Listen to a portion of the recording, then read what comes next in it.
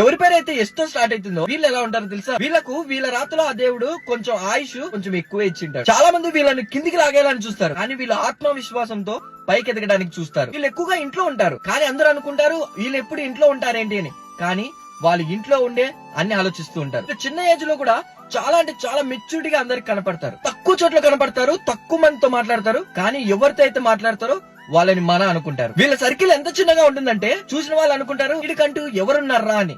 కానీ అదే వాళ్ళ స్ట్రెంత్ గా మారుతుంది. వీళ్ళు ఎంత సైలెంట్ గా ఉంటారంటే వీళ్ళని ఎవరు ఎన్ని మాట్లాడినా ఏం చేసినా కూడా సైలెంట్ గా ఉంటారు. కానీ సైలెంట్ ని దాటి బయటకు వచ్చారనుకో ఆ పక్క వాళ్ళకి వాళ్ళ స్థాయి ఎంతనో వాళ్ళకి చూపించే వరకు వదిలిపెట్టారు. వీళ్ళు ఒక మనిషిని ఎంత ప్రేమిస్తారంటే వీళ్ళు ప్రేమించినంతకి ఈ సృష్టిలో ఎవరు ప్రేమించలేరు. అని వీళ్ళకి చెడు చేయాలనుకుంటే మాత్రం వాళ్ళు చేసిన దానికి రెండింతలు వాళ్ళ జీవితంలో వాళ్ళు పడేలా చేసి చూపిస్తారు. ఎప్పటికైనా ఎస్ నేమ్ తో స్టార్ట్ అయ్యే వాళ్ళతో పగలు పత్తికాలు పెట్టుకోకండి, ప్రేమతో ఉండండి. మీకు ఎంత ప్రేమ కావాలో అంత ప్రేమగా ఉంటారు.